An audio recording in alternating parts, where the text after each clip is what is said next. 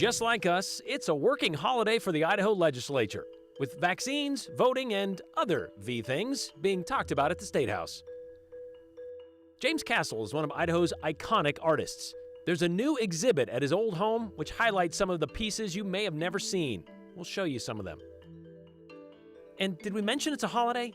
Well, we're celebrating with a look back at one of Idaho's most frequent presidential visitors and the reason your heart skips when you might be speeding down a state highway. It is day 43 of the legislative session. We are right in the thick of it. Probably about halfway through is what we'll hit this week, I guess, because usually about a 90-day session, usually. Legislature, we've got ideas, we've got proposals, starting to get some thumbs up or thumbs down, whether or not they're going to make it through entirely through the legislative process. Some familiar topics, though, getting into play on this Monday. We got elections we're talking about, COVID vaccine requirements, or, well, I guess, bans or not happening. That kind of stuff. Sex education in elementary school is also a topic for today. So let's go right over to Joe Paris to kind of get into this and really kind of discern what happened and what didn't happen today. Yes, and for those of you that are looking for coverage of what happened in Senate Education, we will get to that just in a minute. But first, yes, a few other things we wanted to touch on. Elections and voting continue to be a big topic here in the Idaho legislature. Really, it's a national conversation. But here in the Gem State, there's a new Secretary of State, Phil McGrain. And McGrain has talked for years about creating trust, showing we have secure elections, and being transparent when it comes to Idaho election processes. Legislators, they're listening. And one area that some lawmakers have zeroed in a few years, in recent years, it's the use of student IDs at the polls to vote in Idaho. And the problem that some see with it, allowing student IDs, is the process of getting one. It's much easier to get a student photo ID printed at a school rather than providing all the info you need to get something like a driver's license. So lawmakers in the Idaho House debated and voted today on the idea of removing student IDs as a form of voter ID in our state. Now, critics say this is a voter suppression tool, and it creates some type of a poll tax for students and young people to go purchase a state ID. Voting is serious business with serious consequences. No one can use a student ID to get on an airplane, to buy alcohol, buy tobacco. You get the idea. So this bill will simply reduce the potential for fraud in our elections, and I'd ask for your green light. The problem with this bill is that it does cost money at the Department of Transportation, so essentially it's a poll tax if you don't have an ID, and you can get that ID, but you do have to pay for it. Representative Gannon, who you just heard from right there, did bring up in debate a fix to the current issue that he sees with the bill. There's another piece of legislation floating around the State House, House Bill 126, and that would require the Idaho Department of Transportation to issue no fee or free identification cards to qualified people for the purpose of getting them to comply with voter registration and voting requirements. So no questions about a poll tax, and it does give a free state-sanctioned way to get IDs to voters. The fiscal note of House Bill 126, which is signed on by the Secretary of State's office, says that they expect there to be fewer than 2,000 people that get these no-fee ID cards. So it'd be a very small voter pool, but still important. We'll keep an eye on that second bill passing as we go through the process. But let's fly back over to the Idaho House from this morning. They're discussing more topics on the COVID backlash this week.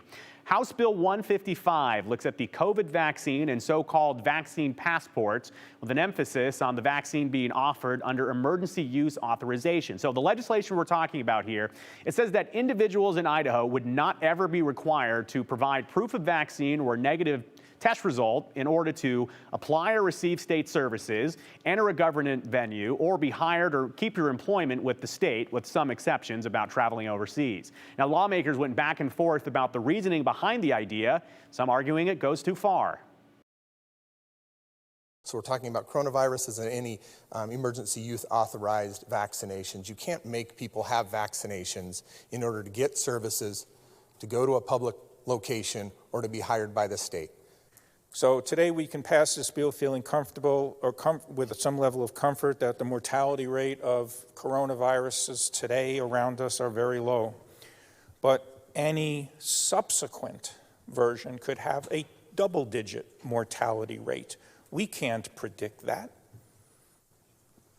We can't expect that every person is going to do the right thing. This is kind of a future typhoid Mary can go anywhere they want, in any place, and infect people with a version of a virus yet to exist that could kill 1 in every 10 people, 1 in every 4 people.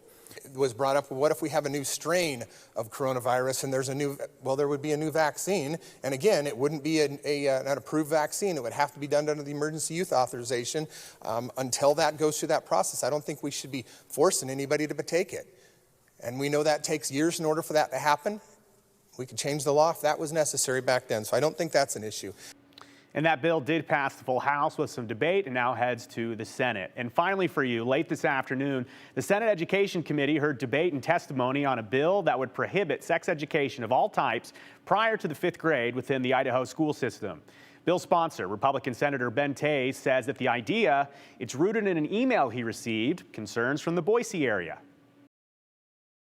While I don't believe we have a widespread problem here in Idaho, I did receive an alarming email from an Idaho citizen who pointed out that in Boise's A More Equitable City for Everyone report, there is a concerning goal to, quote, collaborate with the Boise School District to establish sex education at pre-K through 12th grade. Did you talk to anybody in the Boise School District, the superintendent, or anyone about this report to get their perspective on whether or not it was legitimate? No, Mr. Chair, no, and it's not meant to be any kind of an attack. It's just a matter of fact that a document says that that's a goal. So Brian, people probably at home are asking, what is this report? So this is the More Equitable City for Everyone report. We talked about this like a couple of years ago, right? This is something that put together by Mayor McLean when she first became mayor of Boise, and it was put together over months and released in April. But this is one of those things that she talked about in 2020 that shortly after she released these reports to the public, in no way, she said, these become policy just like that. These are just mere suggestions that people said, hey, here's what I'd like to see happen across the city. And there's 6 of these out here. None of them actually became policy. But that question about whether or not he actually asked, Senator Tays actually asked somebody from the Boise School District, said no. Interesting. Well, there actually happened to be somebody in the room from the Boise School District. Let's hear from Nancy Gregory, who's on the Boise School Board of Trustees. I went through the curriculum, pre-K through 5th grade, found no sex education involved, mostly safety. And the document that he's referring to is a community study that was instituted by our mayor when she first came into office. It was with no collaboration with the school district at all. So this has been a report, Brian, that's been quoted several times. Again, it was kind of just a community survey type thing, not binding. Basically, none of these things really even happened, to be honest. But anyways, it passed and will now go to the full Senate. All right. Okay, Joe. So how about what sex education is in Idaho? It's not mandated curriculum in Idaho, by the way. In 1970, lawmakers put that responsibility on families and churches. However, school districts can decide on their own if they want to add it to the curriculum, and by default, that decision is made by parents. But schools can only complement and supplement those standards they learn at home and at church, with a major emphasis on abstinence. Idaho does have an opt-out policy, too. Parents who wish to have their kids excused from any sexual education must fill out a written request to the school district. Let's say with West Ada, for example, the largest school district in the state. Their policy says health education happens at the middle school level. In West Ada, that's 6th, 7th, and 8th grades. Parents will be notified in advance of the topics like HIV, AIDS, or sex ed, and in what classes they come up in, like biology, sociology, or personal safety classes. Parents can preview the materials as well. They can decide to opt their kids out. And again, that's beginning in 6th grade. That curriculum and materials, for the most part, follows the health education content standards set up by Idaho's Department of Education. And under the Growth, Development, and Family Life section for grades 3 through 5, that'd be on the left, and 6 through 8 on the right, they both begin with a healthy family is vital to the well-being and successful development of children and youth, others say adolescents, and they both end with information should be factual, medically accurate, and objective. The difference between those two sections is in the middle.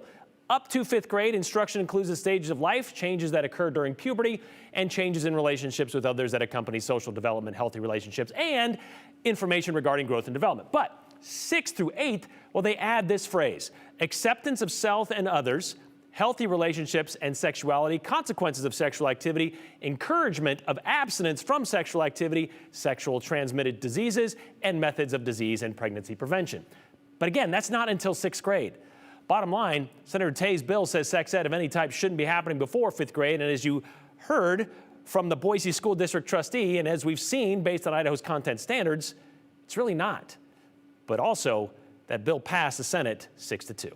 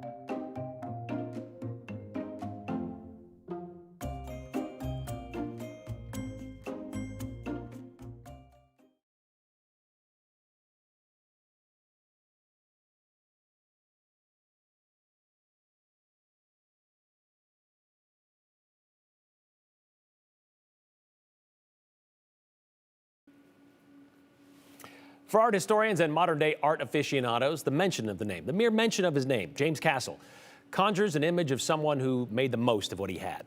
And what he had, well, wasn't much. Using whatever canvas he could find, sometimes that would be pages from magazines or used envelopes, and the soot from wood stoves mixed with his own spit, James Castle created realistic renderings and abstract interpretations of the world around him. James Castle was born deaf in Garden Valley, Idaho, and was entirely self-taught in how he expressed himself through art. His family home, after they moved to Boise, is now a historic site and a museum featuring his works. The latest exhibit, highlighted by photojournalist Kevin Esslinger, is called Hearth and Home. Who was James Castle? He was an artist. He was born in Idaho in 1899, and he was born profoundly deaf. He spent his entire life drawing, and he used drawing as, I would say, a means of communication and also a way of exploring his inner and outer world. He's really well known for making work with soot and spit, which is actually the focus of the exhibition that we have up right now. I'm Kristen Hill. I'm the Cultural Sites Program Manager. This is an exhibition at the James Castle House called Hearth and Home. He would mix more spit with less soot to create sort of a thinner, almost ink wash that he would apply with like wadded up pieces of paper or fabric, kind of a toning effect. And then mixing more soot in to create a more opaque, almost charcoal-like effect. And he would use hand-sharpened sticks to apply, sort of like a little quill. Turns out that saliva is actually very archival, and in all likelihood, if he had tried to do his work with water instead, it wouldn't have lasted. You look around and realize almost all of the works that still exist today were made on this property. So this is works that were made on this property from, materials that his family was using when they lived here, made out of soot that was burned in the family's wood-burning stove from trees that grew on the property. It's pretty rare with museums that are showing an artist's work to be able to have this really defined physical connection as well. When I look at Castle's work, I just see this intense curiosity. I think of Castle as kind of like part artist, part scientist. He was always exploring, he was always experimenting. He taught himself linear perspective. I mean, if you look at this piece right here, this drawing of the house, it shows this incredible linear perspective, an understanding of perspective that I think is really challenging even when you're, taught. One thing I really love about this drawing is the inclusion of the power lines. You think about that as, this is a changing feature in his landscape. As he's living here, this is something that starts to show up. His depictions of people it's so interesting. It's really spans a pretty big variety. There's a little booklet of political candidates, and he has recreated them, and they have, very lifelike faces and features. And then he's pretty well known for making these little figures that have kind of square heads and are very blocky. They look like they're maybe combining objects with people. We could never say what was going on in Castle's head, why he did what he did, but it's fascinating to look around and just wonder. It's hard to get a real strong sense of how deep his work goes until you've been exposed to it quite a bit. I learn more every single time I look. It kind of just feels like the deeper you go, the more there is to learn. The exhibit runs through the last Saturday in July. The museum is open Thursdays through Saturdays, 11 a.m. to 5 p.m. and is located in the Collister neighborhood on Eugene Street, which is just off Castle Drive, appropriately.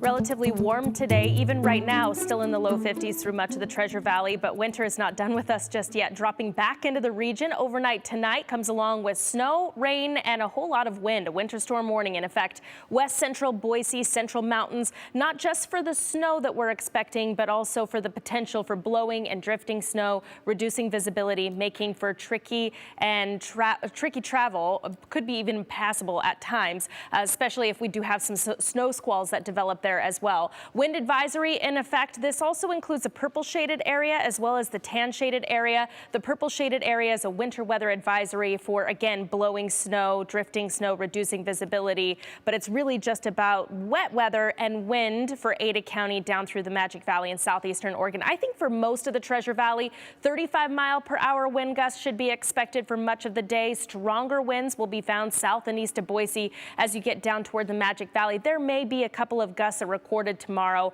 getting close to 50 miles per hour, especially for places like Mountain Home into Twin Falls. Wind damage is possible, not widespread. If that were expected in the forecast, the National Weather Service would have issued a high wind warning. This is just a wind advisory, so a pretty typical windy day for us here in southern Idaho. How much snow? Snow totals have come down quite a bit, significantly from what they looked like late last week, but 3 to 5 inches up through McCall, and even more than that in some of our area ski resorts, and that'll mean for a great skiing and snowboarding day as we get toward the end of the week and to start off next weekend.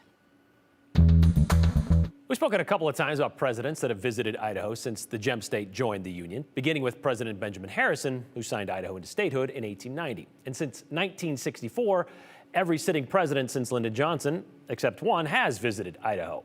Donald Trump broke that streak by never stepping foot in Idaho in his 4 years as president. Joe Biden jump-started another run by dropping in the fall of 2021 to talk about wildfires. But on this President's Day, we thought we would focus on a president who visited Idaho at least 3 times. University of Idaho shared it this morning on social media. Theodore Roosevelt, the 26th president, visited Idaho during, or at least once during his 2 terms, from 1901 to 1909, stopping in Wallace and then Boise in 1903. Then in 1911, 2 years after he left office, Teddy's Western State swung through Moscow, Idaho, the university. That day, the hunter told the crowd he had once been to Idaho by way of a pack train 2 years before Idaho became a state. So it seems TR is Idaho's most prolific pop-in presidents, which is why the visit in 1911 is the focus of President's Day in the 208. On Wednesday, April 5th, 1911, the Vandal varsity baseball team revealed it would open the season against the Spokane Indians the following Monday. That same day, the Argonaut announced another big stick would be in town, with the University of Idaho welcoming former President Theodore Roosevelt to campus on April 10th, 1911. And they laid out his entire itinerary, too. The colonel would arrive at 7:30 Sunday, spend the night at the Moscow Hotel, and take breakfast at Reidenbaugh Hall at 7:45 a.m., with about 80 of the schools in the city's finest. An hour later, Roosevelt would plant a tree on the lawn, which he did, but that's not him standing next to it. You might also notice what looks like sandbags protecting the entrance of the building in the background. Well, that's what the hero of San Juan Hill would ascend next, climbing over the wheat sacks stacked in front of the admin steps. A nod to the North Idaho industry. Then, just as the morning rain broke, Mr. Roosevelt began his speech at 9:03 in front of a crowd estimated to be anywhere from 8,000 to 15,000. Giving a sermon on the university's role in creating good citizens of the future, the trustbuster urged the people of Idaho to, quote, follow the rest of the West in progressive legislation, but not move too fast. In closing his 45-minute speech, the president claimed good citizenship as the only basis of true progress. Without that, he said, true government by the people, once obtained and improperly used, would work out for us not salvation, but damnation. The ex-president was then on the train out of town by 10:30. Well, the former president has another Idaho connection. He shares the same nickname, one of his many, by the way, as the iconic Idaho Senator William Borah. That would be the Lion. The former president spent all of 2 hours on campus and just 16 hours in Moscow, but the tree he planted that day, well, it still stands in front of the U of I admin building. You know, presidents aren't the only center of celebration today. Today, the Idaho State Police turns 84 years old. The agency, you know, the one that wears the hats and the cars that make you tap your brakes a bit on the state highways, well, they're also involved in investigations, forensics. They maintain criminal history records and databases, you know, classic cop stuff. The precursor to ISP started in 1919 when it was called the Bureau of Constabulary under the new Department of Law Enforcement.